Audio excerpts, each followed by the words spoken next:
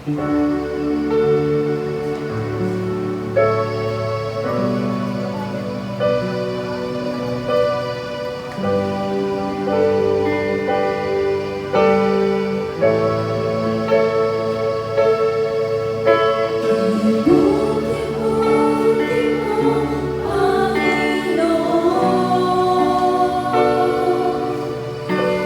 lahat ng oras,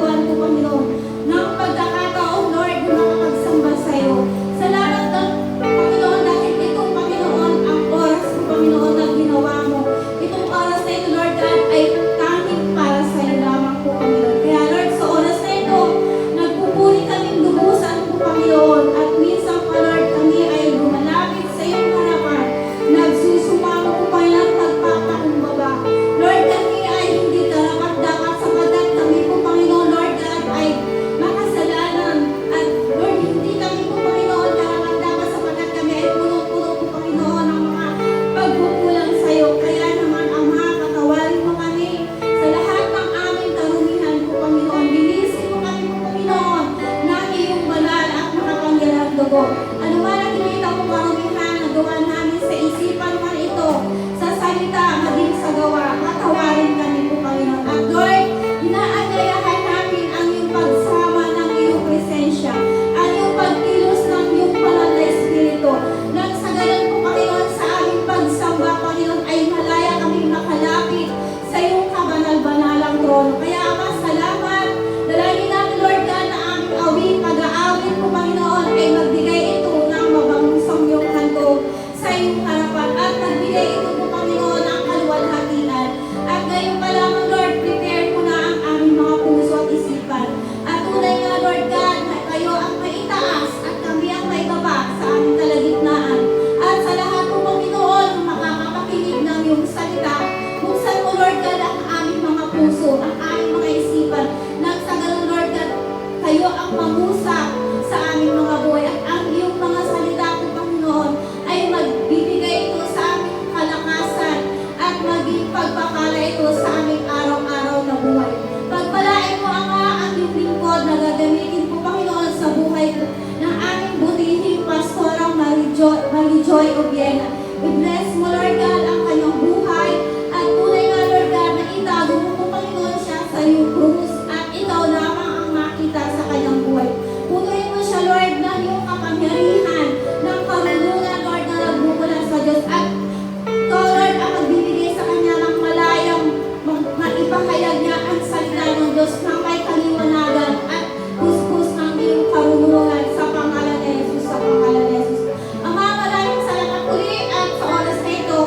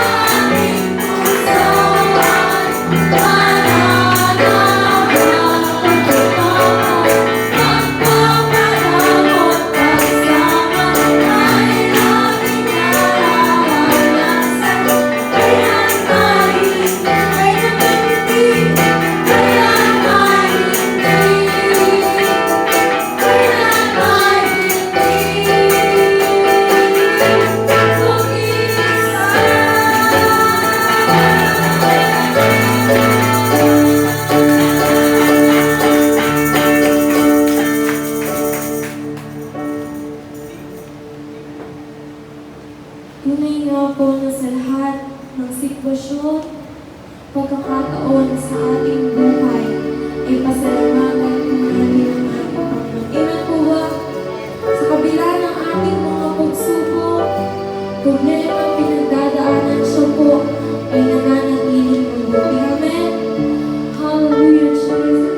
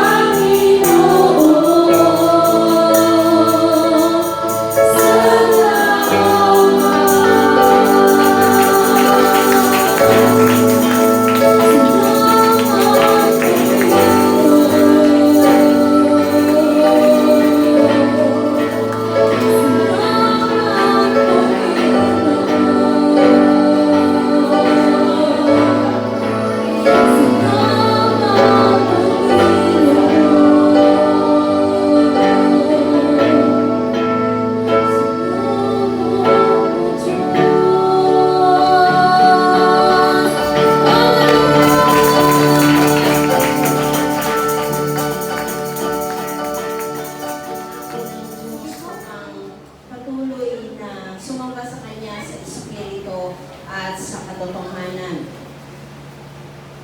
Kung kayo po ay merong mga banal na kasulatan, maaari po kayo makibukas sa akin sa Genesis chapter 35, mula po talatang 1 hanggang 27. Genesis chapter 35 verse 1 up to 27.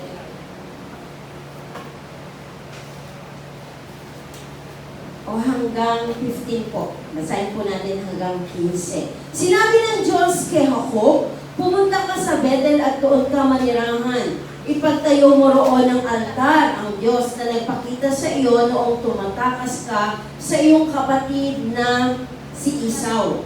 Kaya sinabi ni Jacob sa kanyang sambahayan at sa lahat ng kasama niya, itapon ninyong lahat ang iyong Diyos-Diyos ang taglay ninyo. Maglinis kayo ng iyong katawan at magbihis. Aalis tayo rito at pupunta sa Bethel.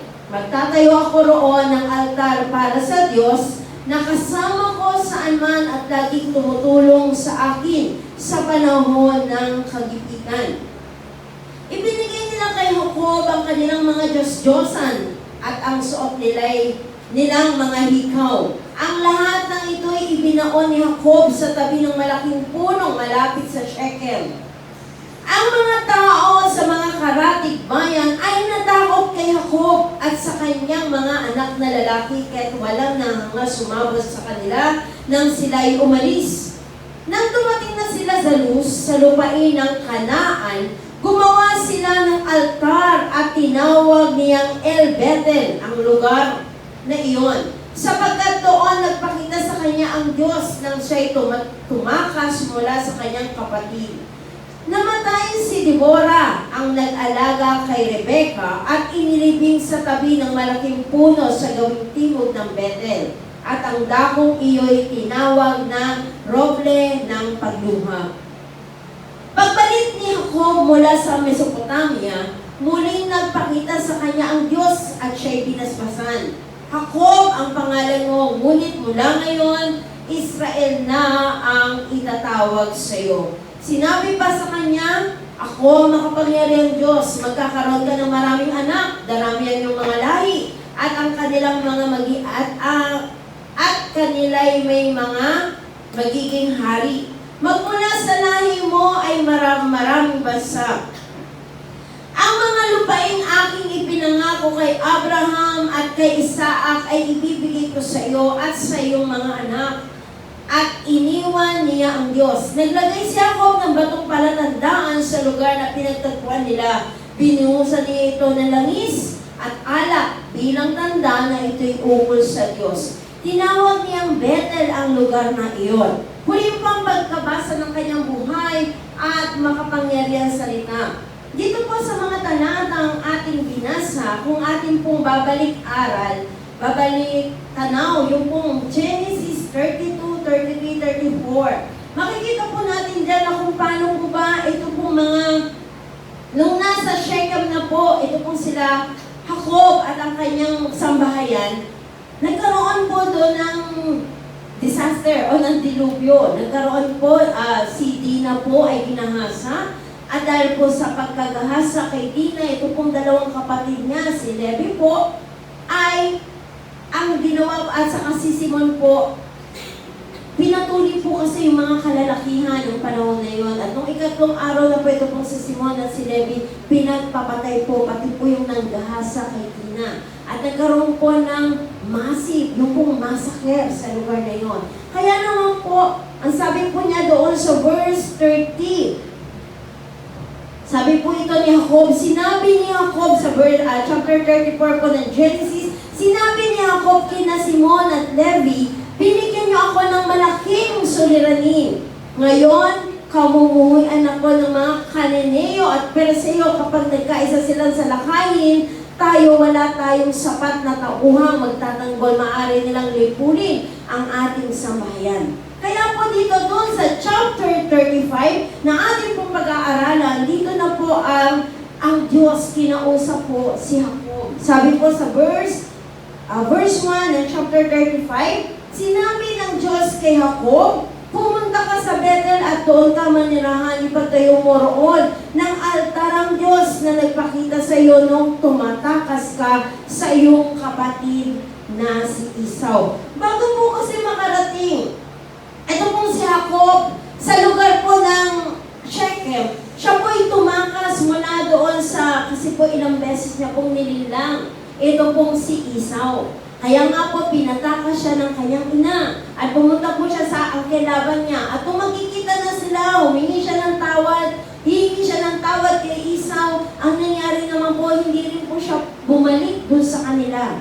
At siya po ay pumunta sa lugar ng Shechem. At doon nga po, si Jacob po ay paulit-ulit na nagkamali, paulit-ulit na nagsinungaling, paulit-ulit po na nanlinlang sa kanyang kapatid at maging po sa kanyang buong sambayan. Bakit po? Kapag dahil nga po doon sa panlilinlang na ginawa po ni Jacob, ang kanyang mga kapatid po ay nakasama doon po sa tinatawag na consequences o yung pong mga palo ng ating Panginoon, yung pong parusa. Kaya po dito po, ano po ba yung panawagan ng ating Panginoon sa Kanya? Ang sabi po dito, repentance, turning away from sin and turn toward God. Doon po sa verse 1 up to 4 o sa verse 2, kaya sinabi ni Jacob sa kanyang sambahayan at sa lahat ng kasama niya, itapon ninyo ang lahat ng Diyos-Diyosan. Taglay ninyo, maglinis kayo ng inyong katawan at magbihis. Aalis tayo rito at pupunta sa Bethel.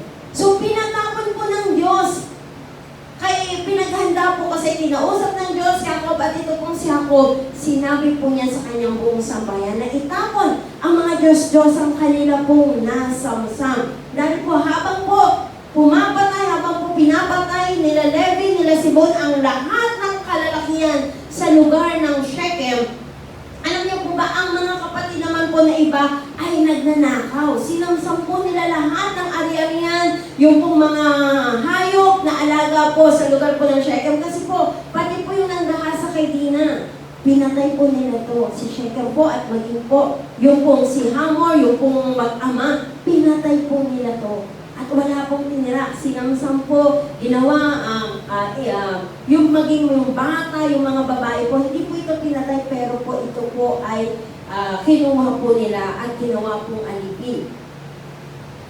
At ang sabi po dito, remove remnants of the old life. Alisin ang mga labi ng lumang bahay. So, ito po, buhay. So, dito po, makikita po natin na pinagbihis po sila ng bagong kasuotan. Pinaglinis, pinagbihis. Tandaan po natin mga kapatid, kapag po tayo ay naligo, kapag po tayo ay naglinis ng ating katawan, hindi na po natin sinusuot yung dati nating damit.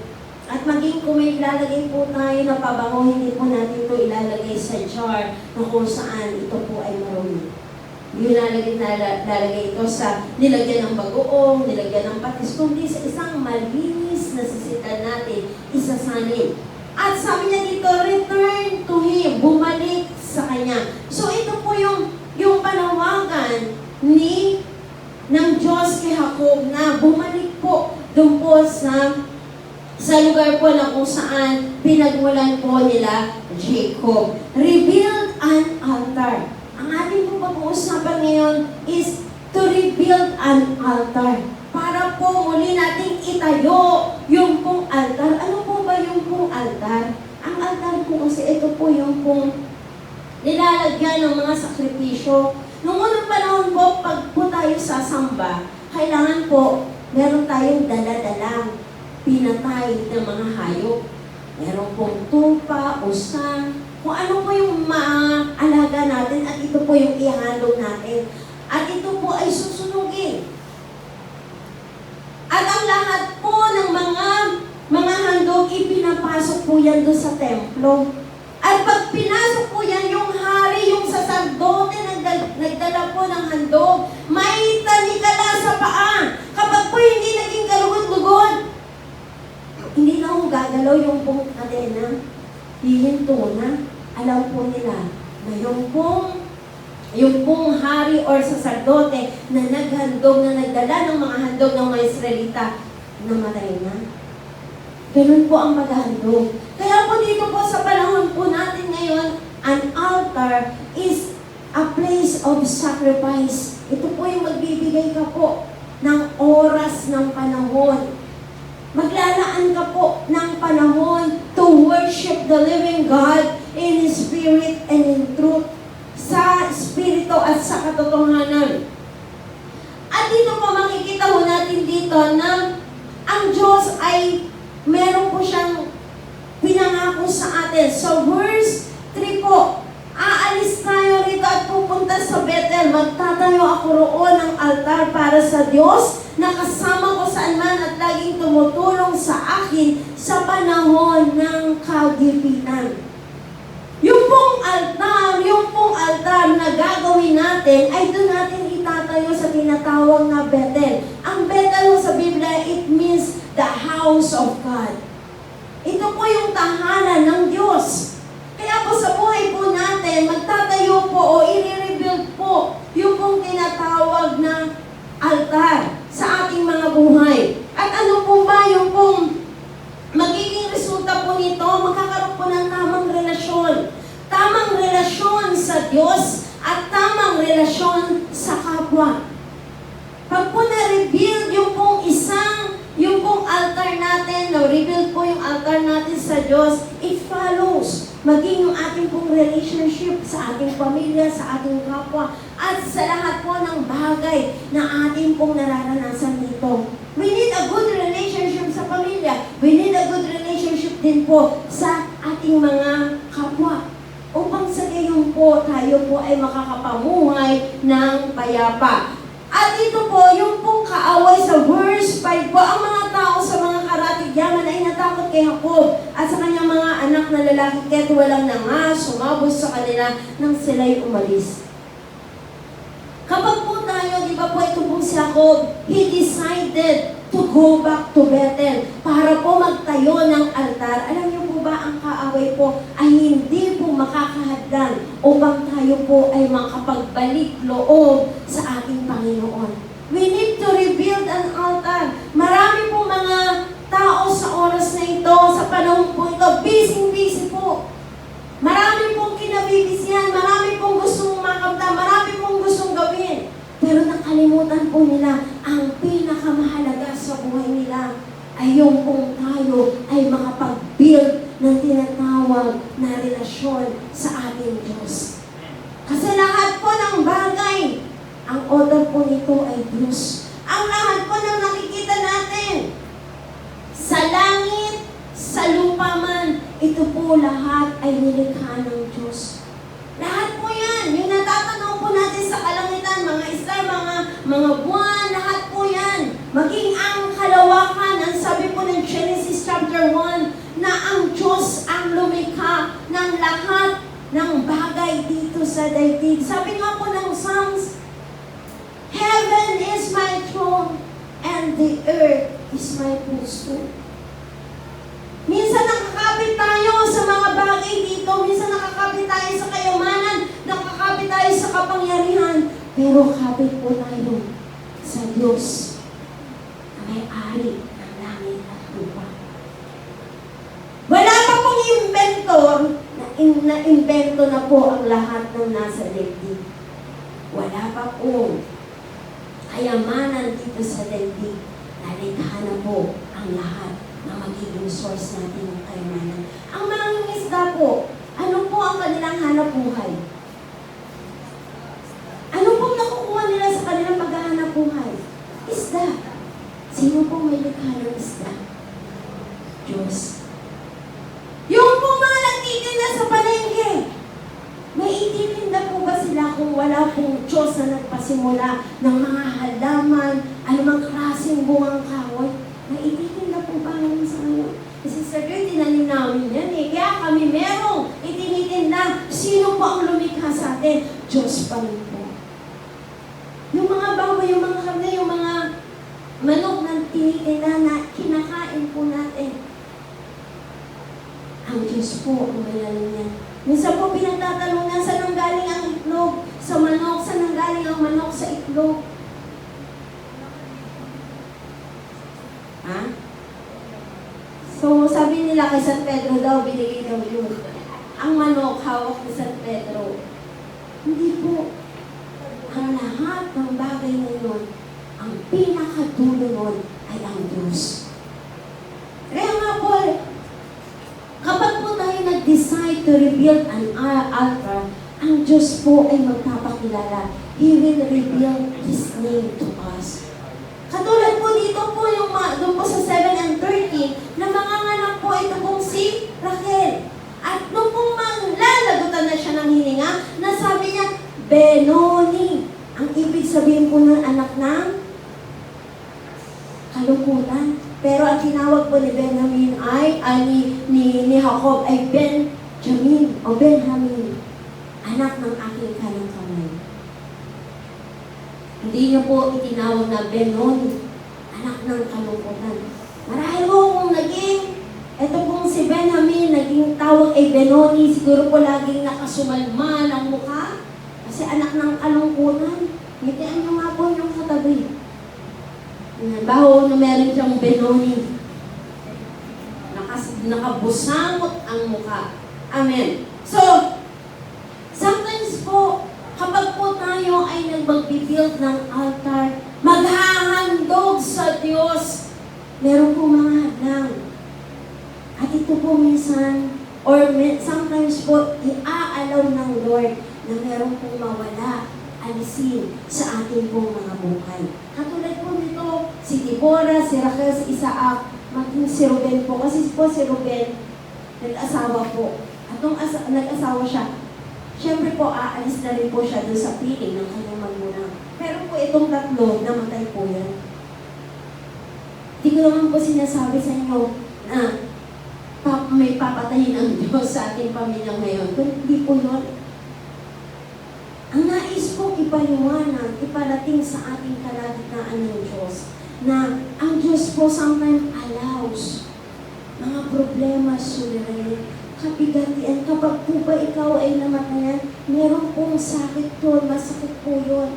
Mamimigati po tayo. Kapag meron po tayo mga anak na mawawalay sa atin, malulungkot po tayo, magkakaroon po tayo ng kalungkutan. Yun nga lang po, umalis pa ng dalian ng ating mga anak, talagang mamimiss mo yan, kahit ilang araw na. Para po yung aking dalawang anak ngayon, magkasunod po, ay nasa Davao. Sila po ay nakipag-usap daw para po sa concert na ating gagawin. Kaya nga po yung pong, ang Diyos ay patuloy po na nag-aalaw ng mga sitwasyon sa buhay po natin to reveal Himself para po ipakilala niya na ang Diyos. Kaya po sabi niya doon, magtatayo tayo ng altar na kung saan ang Diyos na kasama ko anumang panahon sa gitna ng kagipitan. Naroon siya, sinasamahin niya ako. Mga kapatid, nasa gitna po ba kayo ng kagipitan? Sa araw po na ito, ang Diyos po ay nananawagan sa atin. If we want to rebuild an altar in our lives, yung pong imuli natin itayo yung altar. Ito po yung mga dapat natin gawin. Let us repent to God. Sa Acts chapter 3 verse 19, magsisi nga kayo at magbalik loob para sa pagpawi ng inyong mga kasalanan. Ito ay upang dumating ang mga panahon na pananaliwain mula sa harapan ng Diyos. So, magsisi ng ating mga kasalanan. We cannot come to God kapag hindi po tayo magsisi ng ating mga kasalanan. Ang Diyos po ay handa. Kailangan lang po lumapit tayo, pagsisiyan po natin, talikdan ang lahat ng ating mga suliranin, ang lahat ng ating mga kasalanan. Alam niyo po na, ang sabi po ng Biblia na Romans chapter 3 verse 23, all have sinned and shortfall of the glory of God. Lahat po tayo'y tinimang, subalit na sumpungang makasalanan. Kulang. Wala po magsasabi, ako mabuti ako, tapat ako. Wala po, wala sino man. Even the priest, even the preacher, the pastor, they commit sin. But praise God, we have a forgiven. We have God who always forgives. Meron pong Diyos na handang magpatawad ng ating mga kasalanan. Remove remnants of old life. Ephesians chapter 4 verse 22. Sabi po niya, hubarin ninyo ang dating pagkatao ayon sa dating pamumuhay na sinisira ayon sa mapandayang pagnanasa. Magpanibago kaisipan at isuot ninyo ang bagong pagkatao na ayon sa Diyos ay nilalang sa katuwiran at sa totoong kabanalan. Kaya nga, sa paghubad ninyo ng kasunungalingan ay magsalita ng katotohanan ng bawat isa sa kanyang kapwa, sapagkat tayo ay bahagi ng bawat isa. Magalit kayo at huwag magkasala. Huwag ninyong bayaang lumubog ang araw sa iyong pagkapuot. Huwag din ninyong bigyang puwang ang dyablo. Ang nagnanakaw ay huwag nang magnakaw, sa halip ay magpagasiya. Dapat niyang gamitin ang kanyang mga kamay sa paggawa ng mabuti upang siya ay makapagbahagi sa nangangailangan. Huwag ninyong pabayaang mamutawi sa inyong mga bibig ang anumang bulok na salita. Subalit, kung mayroon man ay mamutawi yaong mabuti at nakagamit-gamit sa ikatitibay upang ito ay makapagbigay biyaya sa nakikinig. Huwag ninyong pighatin ang banal na Espiritu ng Diyos sa pamamagitan niya ay natatakan kayo para sa araw ng katubusan. Alisin niyo ang lahat ng sama ng loob, galit, poot, sigawan, panlalait at lahat ng uri ng masamang hangarin. Maging mabait kayo sa isa't isa, mahabagin, nagpapatawaran sa isa't isa kung papaano pinatawad kayo ng Diyos kay Kristo. So dito po sabi pong ganito, ang galit, ang poot, sama ng loob, at anuman pong panlalait, mga masasamang, yung sabi pa nga po niyang bulok na salita, mga salita pong magbibigay ng bigati sa kapwa, alisin po natin ito. Para po kahapon, magsakay po ng jeep, meron po napakaganda pong bata, kabataan, ang ganda po nila, ilan po silang sumakay. Pero nung pong nagsalita na puro po tukotsinla, parang tingin ko sa kanya na iba po yung kanyang aura. Maganda po mga miskisa, ang gaganda po nila. Subalit nung nagsalita na po ng puro mura, parang napawi po yung pong ganda. Kasi po napaano po, kasi nga po ang ganda, ang puputi po nila. Subalit yung mga nagsalita na lahat ng salita, ginawang period, ginawang punctuation mark, yung mura, ginawang panimulang salita, ang mura, naugumpisa sa mura, nagtatapos sa mura. Ganun po sila mag-usap. Sabi ko, naintindihan kaya nila yung pinag-uusapan nila. Puro po mura yung mga salitaan nila. Babatiin lang yung isa, talagang mura po. So yun po, return to Him, magbalik loob sa Kanya.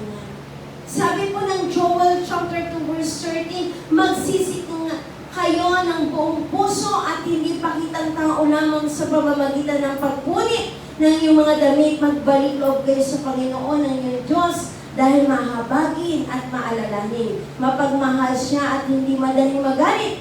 Handa siyang magbago ng isip upang hindi na magpadala ng parusa. Mga kapatid, this is a time na tayo po ay magbago ng kaisipan, magpalinis sa Diyos. Sabi nga po ng 1 John chapter 1 verse 9, ngunit kung ipagtatapat natin sa Diyos ang ating mga kasalanan, maaasahan nating patatawarin niya ang ating mga kasalanan at lilinisin tayo sa lahat ng uri ng kasamaan dahil matuwid sila. Tayo po, lahat po tayo, let us confess our sin.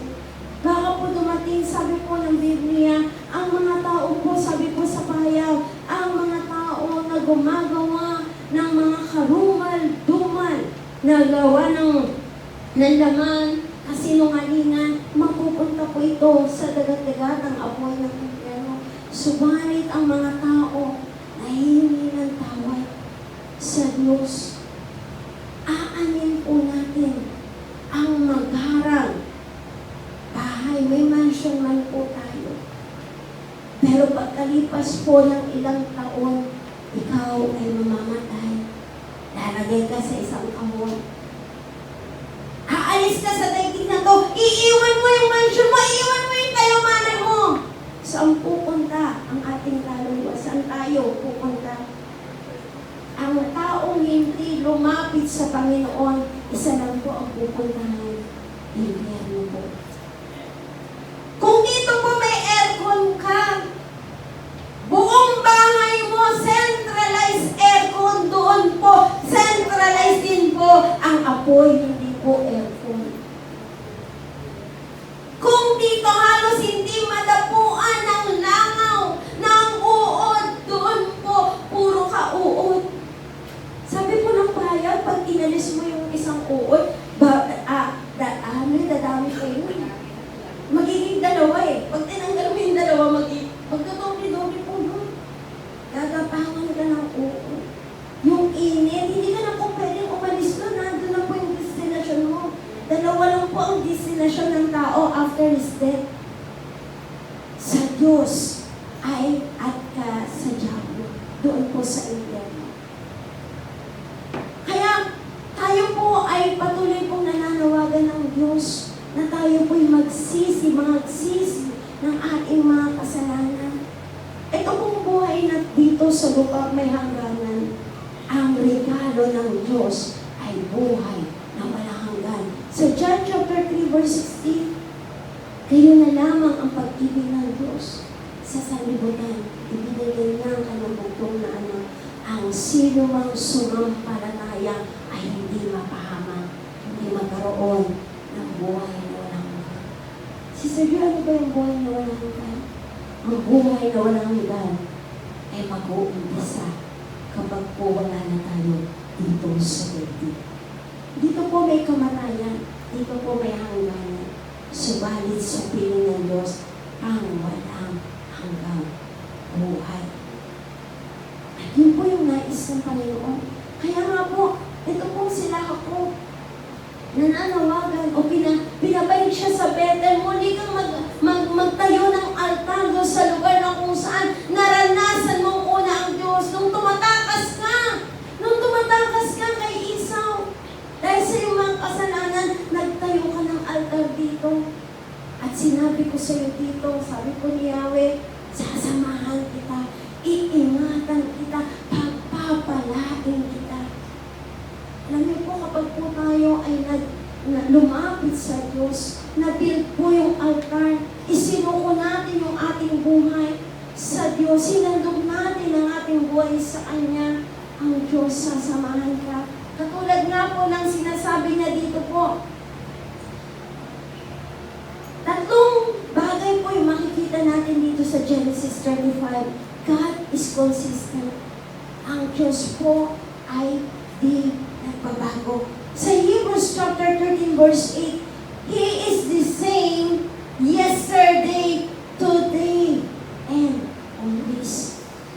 Ang Diyos po si Yesu Cristo ay hindi nagbabago kailanman. Siya ay kahapon, ngayon, at bukas. Yan po ang ating Diyos. He is the same. Mananatili po siyang Diyos. Nung pong panahon ni Abraham, panahon ni Isaac, panahon ni Jacob, siya po'y the same God. At alam niyo po ba, siya rin ang Diyos ngayon natin. Ang Diyos ng Biblia. Ang Diyos na nangungusap sa ating mga puso ngayon. Na sinasabi niya po sa atin, I am God.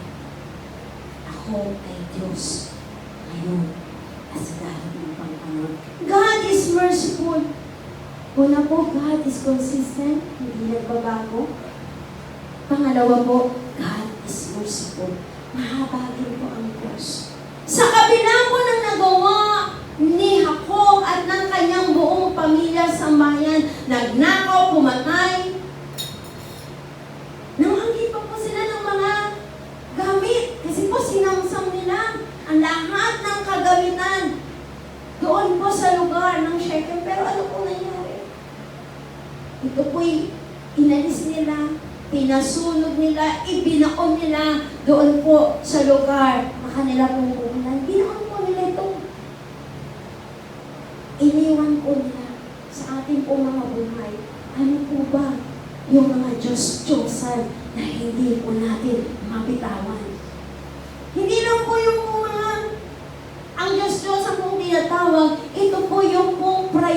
natin liban sa Diyos. Ito po yung pong hinahawakan natin. Ito man po ay mga pera, ito man po ay mga kapangyarihan, ito man po ay mga tao. Yung po yung tinatawag na Diyos. So, kailangan po natin itong iwanan. Mga kapatid, hindi masama ang pera, sabi po ng Biblia. Subalit yung pag-ibig sa salapi, ito po ang nagiging sanhi ng pagkakasala. Hindi po masama ang pera, hindi po masama na maghanap buhay, hindi po masama na mag-aral mabuti. Subalit kapag priority mo na ang pag-aaral, pagka priority mo na sa buhay mo, pera, kapangyarihan. Ding ang bato, susubong mo lahat, nilibad mo. Hindi po yun. Ang nais po ng Panginoon, ang maging Diyos po ng buhay natin ay siya. Hindi po yung mga nakikita natin. Tama po na makapagtapos tayo. Tama po na makapag-ipon tayo. Kalooban po yan ng lahat ng Diyos. At nais din po ng Diyos na pagpalain niya po tayo physical. Upang malugod, upang maparangalan, makatulong po tayo sa iba. Kalooban po yan ng Diyos. Subalit pagka-priority na po natin ang pera, ang kapangyarihan, ang mga tao, doon na po tayo nagkakaroon ng Diyos-Diyosan sa ating mga puso. Subalit ang Diyos po'y mga kapatid, handang tanggapin ang sino man pong nagkakasala sa Kanya. Pangatlo po, God is the Redeemer. Ang Diyos ay manunubos, tagapagligtas. Mga kapatid, in times of your stress, in times na nandun sa panahon po na nasa bingit ka ng kamatayan, wala po kayong ibang pwedeng tawagin kundi ang Diyos. Kami po, dumating po kami sa bingit ng kamatayan. Kami pong mag-anak, dalawa lang po ang aming anak. Yung aking pong panganay at yung pong aking sumunod. Andiyan na po yung pong truck na walang po ng preno. May huminto pong tricycle. Diyan po sa may papunta pong Mapunang Lupa. Sa may service road po. Diyan sa may Malinta po. Malinta Exit. Dati po yan, wala po yung harang. Ang dala po namin yung pong sasakyan na unang-una pong pinagamit po ng ng nanay po o ng mami po ng aking asawa ni Pastor Peter po. Alam niyo po ba yung sasakyan? Pataas po yun eh. Hindi pa po siya flat. Pataas po yun. At alam niyo po, yung pong truck huminto. Yung pong tatlong tricycle nagpaikot-ikot-ikot. Tapos po bumaba na, gumilid na po yung mga babae. Ay yung pong tricycle na tatlo at yung pong meron na pong tumutulong dugo yung po sa mga babae. Hindi po kami makakaliwa, hindi kami makakanan sapagkat meron pong harang dito sa kanan. Meron naman pong mga sasakyan na nagka-traffic na po. Yung pong truck, pababa.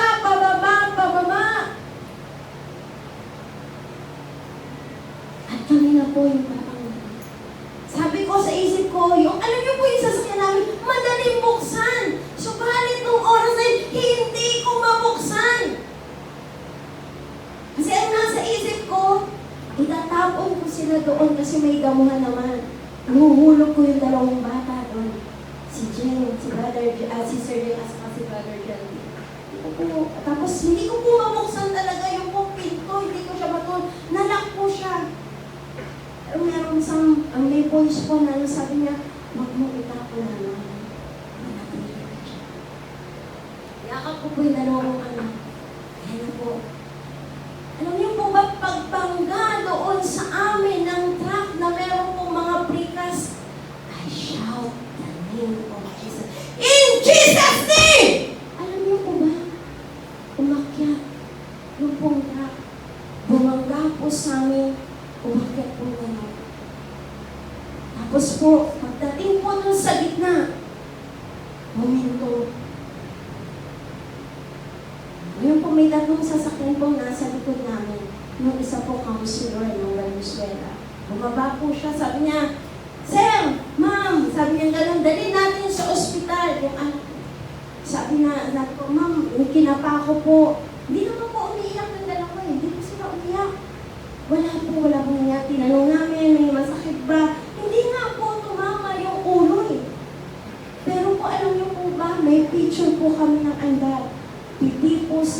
pipi po doon sa likuran. Yung pong sasakyan, ni Councilor, yung piling po. Tapos pinuntahan ko ni Pastor, yung pong nandoon na sasakyan. Sabi niya, Sir, nawalan ako ng hangin. Hindi ko maipasok. Nabitin kasi ako may wintong tricycle sa harapan ko. Ano po ba? Sa pilit ng kamatayan, we shout the name of Jesus. The name that is above all name. Ang sabi po ng Philippians, every knee shall bow and every tongue confess that Jesus Christ is Lord. Lahat po ng tuhod ay luluhod. Lahat ng labi magsasabi, si Jesus ang Panginoon. Pero inyo yun, ang dami na duguan. Pero kami po na nabangga. Kasi po nung mga nakalipas na linggo, araw doon, kalilibing lang po. Friday po yung nangyari, kalilibing lang po ng Tuesday, yung isa pong napipiton. Lagi po yun kasi meron po laging nabibitin doon. Ilan lang po yung kung ano, kaya nga po nung amin po yung binabahagi sa church ko. Sabi nila, yung ating isang kapit-bahay namin, kamamatay lang, kalilibing lang dyan. Diyan din nangyari ang aksidente niya. Kaya sa atin po mga buhay, sabi nga po ganun, God is faithful to His promise. Diyos ay tapat sa kanyang pangako. Tapat po ang Diyos. Nangako po siya kay Abraham. Nangako po siya kay Isaac. Nangako po siya kay Jacob. At alam niyo po ba, may pangako rin po siya sa atin. Sabi niya po sa Jeremiah 29:11, For I know the plans I have for you. A plan to prosper you and not to harm you, but to give you hope and a future. May pangako po ang Diyos sa atin. Pagpapalain na po tayo. Yung pong have, yung I have, yung pong have, plural po yun. Sabi niya ganun, meron akong pangako sa iyo. I have a plan for you. Every individual, God has a plan. At alam niyo po ba na ang Diyos po ay ibibigay niyo po yung mga plano ninyo when we are ready to handle His promises. Ibibigay po ng Diyos yung mga pinangako niya sa atin kapag nakita po ng Diyos. Handa po bang i-handle yung mga pangako niya? Handa mo bang tanggapin niya? O ba kapag katulad po ng mga nanalo sa mga loto, marami po kayo na nababalitaan, meron pong nawala po sa sarili niya, meron pong nangamatay, meron pong pinatay. Di ba po natutulala pag nakahandle na? Di ba ganun po ang pwede mangyari? Subalit tandaan po natin, kapag ka ang Diyos ang nagpala, may kalakip po yan ng kapayapaan. The blessing of the Lord, He had no trouble to it, sabi mo ng Proverbs. Ang biyaya ng Panginoon, pag nagbiyaya ang Diyos, wala yung kalakip na trouble, hindi ka may lalagay sa alanganin. Ang biyaya ng Diyos ay tapat at sapat sa ating mga buhay. So bilang application po, let us rebuild the altar to worship. Sabi po ng Romans chapter 12, verse 1 and 2, sabi po ni Paul, I urge you, brother, in the view of God's mercy, to offer your life as a living sacrifice, holy and pleasing to God. This is an act of worship. Ito po yung karapat, dapat na pagsamba. Hindi na po tayo magdaladapan ng kung ano-ano. Ito pong buhay natin. This is an act of worship to the living God. Kapag po inalay natin ang ating mga buhay sa Diyos. At ang sabi po ng verse 2, do not conform any longer to the pattern of this world. Mag-iba na kayo ng isip. Yun po yung gusto ng Panginoon. Na tayo po ay magbibigay ng buhay sa ating Panginoon. At aalalahanin po natin, let commemorate His faithfulness.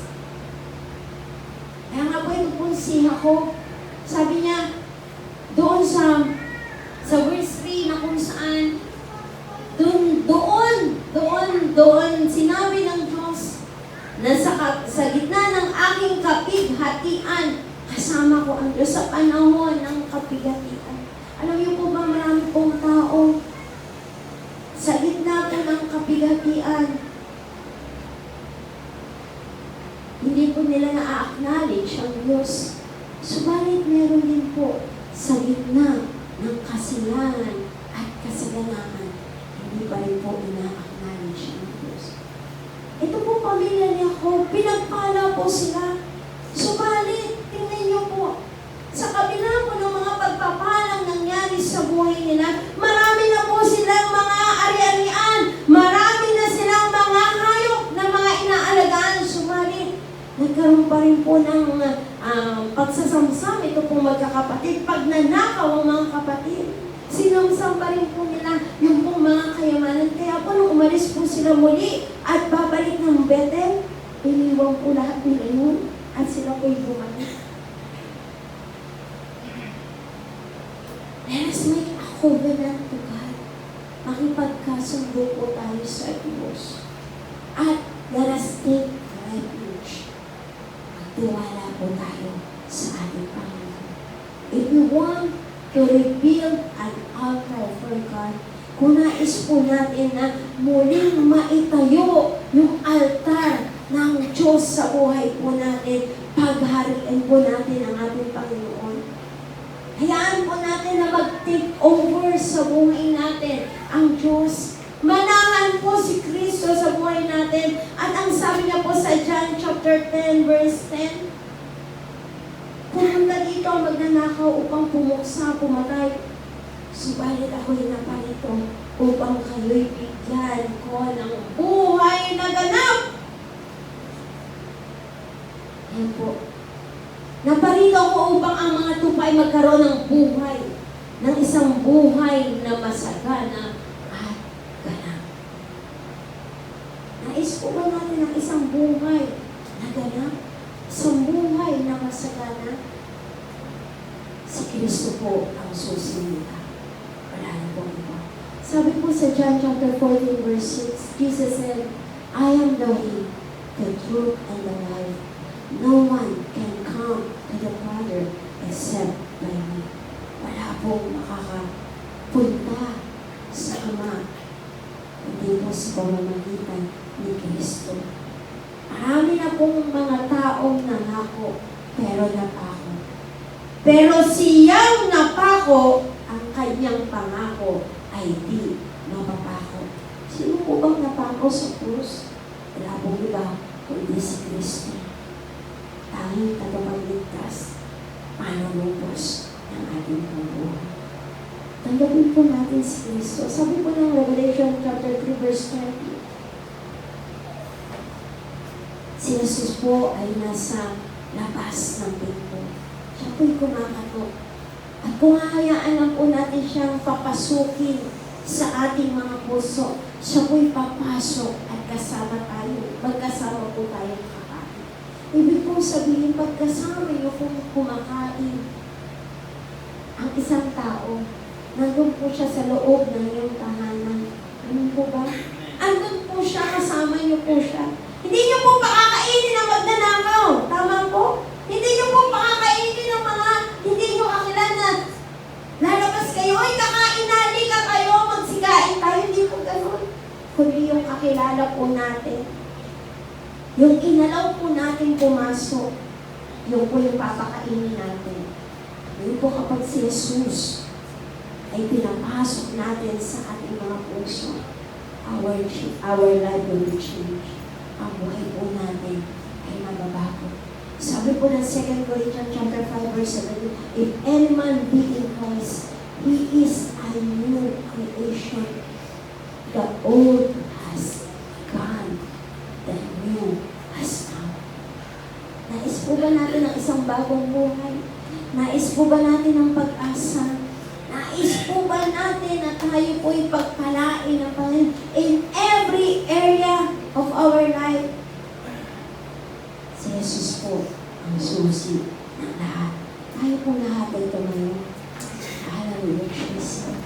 Sa oras po nito, tayo po ay patuloy na magpasalamat sa Panginoon.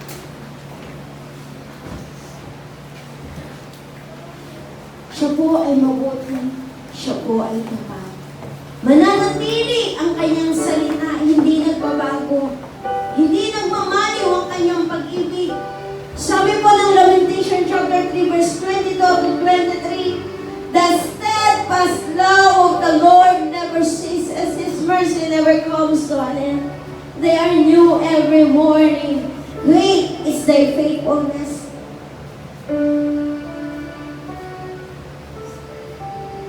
Hallelujah, Jesus.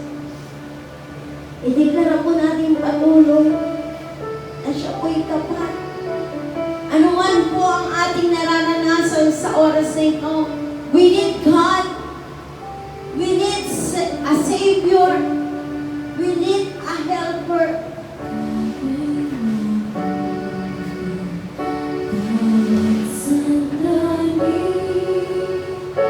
Sa habang buhay ay mananatili,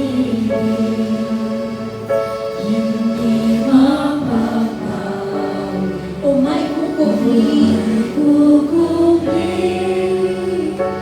Naging sarili ng gabi. Sa ikang matibay ang iyong pangako, lakas at pag-asa ng aking puso. Hindi na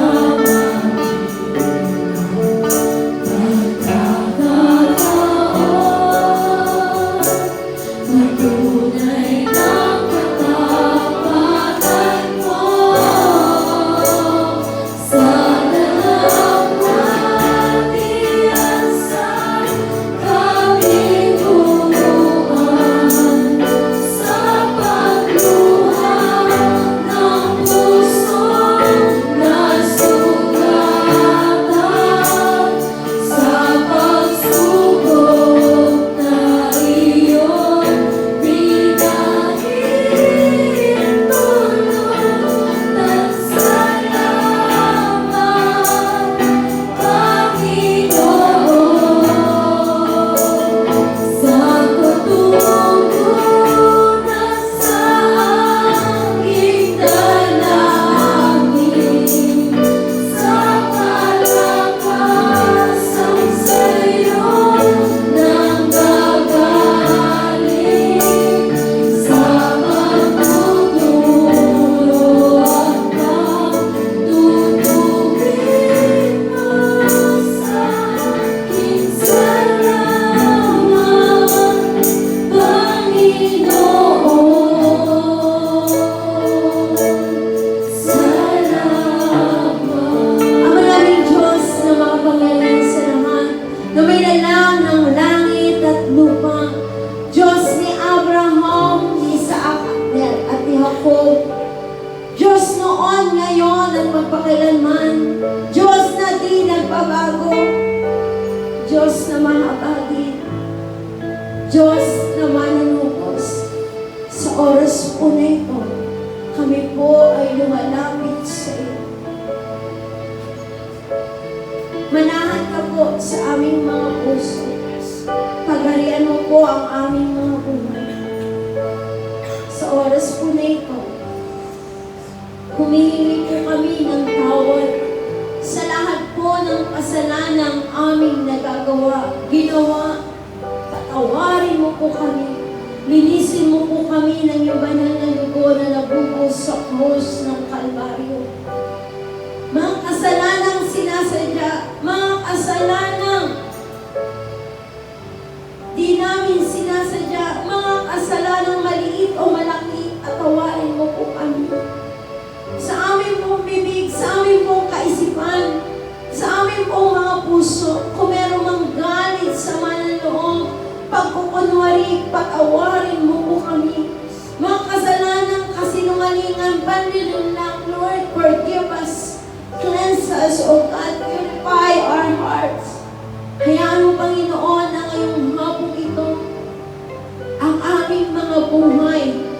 mapagharian mo at ikaw ay manahan sa aming pong mga puso.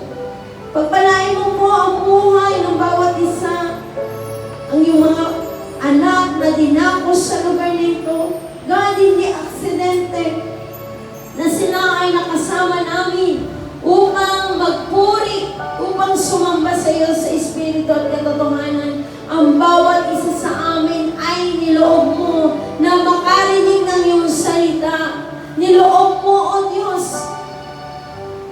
upang sa gayon, sila po ay makasumpong ng kapayapaan na dinudulot ng iyong mga salita. Ang sabi mo sa Matthew, lumapit kaming lahat na napapagal at nabibigatang lumas sa aming pasanin at kami ay bibigyan mo ng kapahingahan. Ikaw ang Diyos ng kapayapaan. You are Jehovah Shalom. You are the God of peace. You are Jehovah Ra'ah, the Lord our shepherd. You are Jehovah Jireh, the God who provides everything sa aming mga buhay. You are Jehovah Rapha, the God who heals. You are the God of righteousness. You are the God of hosts. Ikaw ay Diyos na kung saan nagbibigay sa amin ng tagumpay. You are Jehovah Nissi, the Lord our Banner. Pinaparada mo kami sa parada ng tagumpay. Thank you, Jesus, for your name, the powerful name. At kung kami ay hihingi sa pangalan mo, ito ay tinutugon mo upang maparangalan ng Ama.